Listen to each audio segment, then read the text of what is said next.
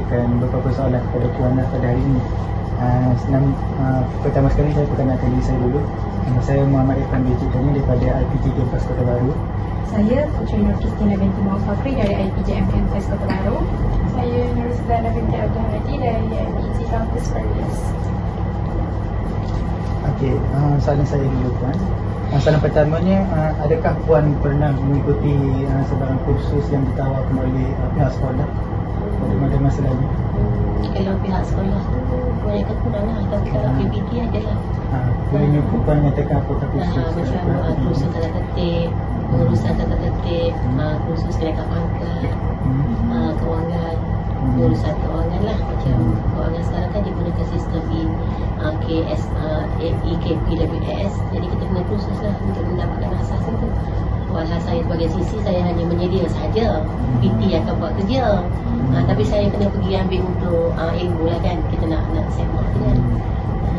Banyak lagi lah saya buat kursus lah. Tapi berwajib lah. Jadi sebagai sisi, bagaimana Puan membantu pihak pentadbiran dan juga guru dalam hal yang berkait dengan urusan di sekolah ni lah? Kalau macam dalam urusan sekolah ni, macam saya ni khusus pada AKP lah. Pada AKP lah. Kalau macam untuk membantu guru tu, saya dengan secara tidak langsung adalah sebaris lah dengan pihak takbir. Maknanya dan juga akan dilantik sebagai AJK lah. Macam dalam contoh kelab guru dan kaki tangan sekolah kan, kelab tu dipanggil Bakis. Jadi saya dilantik sebagai AJK mewakili AKP. Lepas tu dalam pengurusan macam kalau ada program sekolah tu, memang secara langsung lah saya kena terlibat lah. Sama ada sebagai AJK ataupun yang berjawatan lah. Jadi sebenarnya tadi pun ada sebut tentang pengurusan kewangan. Jadi sebenarnya apakah dokumen atau macam urusan yang biasanya dilakukan? Ya, urusan kewangan ni sebenarnya yang melibatkan pembayaran lah. Misalnya tadi sekolah ni peruntukan yang diturunkan oleh kementerian untuk pelajar sekolah, maknanya akan dibahagi kepada kepala lah. Maknanya peruntukan yang kita dapat tu kan. Jadi dia akan bahagi kepada beberapa kumpulan lah. Maknanya untuk panitia-panitia lah. Macam contohnya panitia Bahasa Melayu, berapa peratus kita kena buat kiraan lah.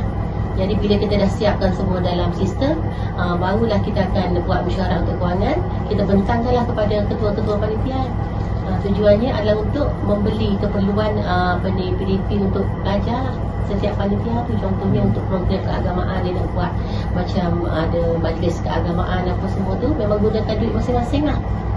Maknanya kalau panitia pengurusan Islam dia akan guna duit pengurusan Islam. Macam tu lah BM atau matematik, tapi duit tu diguna untuk pelajar saja. Guru memang tidak digunakan sama sekali lah. Lepas tu untuk sistem pejabat pula, dia ada satu pecahan kepala tu, kemudian akan turunkan peruntukan untuk dipanggil per kapita. Per kapita ni dia dikira berdasarkan kepada jumlah pelajar juga, tetapi duit per kapita ni perbelanjaan dia umum lah. Macam untuk kita nak beli peralatan pejabat, apa semua ni, untuk baik kuliah yang kecil-kecil tu kita boleh guna lah. Selain daripada pelajar lah, pada kita macam kewangan ni dia bagi kepada kumpulan wang kerajaan. Kumpulan wang kerajaan ni lah yang dikatakan untuk pelajar-pelajar ni, pecahan untuk panitia-panitia termasuk per kapita lah. Lepas tu kumpulan waswa.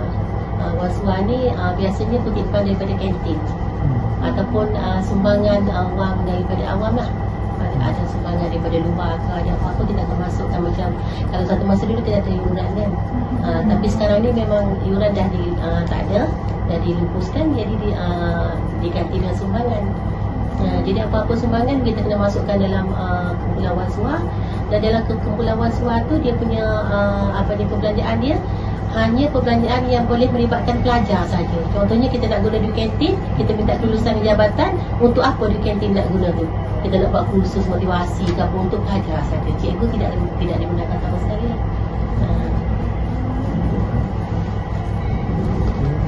Puan, itu sahaja soalan daripada kami ingin berterima kasih kepada Puan kerana bersudi meluangkan masa bersama kami untuk menjawab soalan temubual kami. Jadi kami mengucapkan ribuan terima kasih kepada Puan. Itu sahaja daripada kami. Sekian, terima kasih Puan.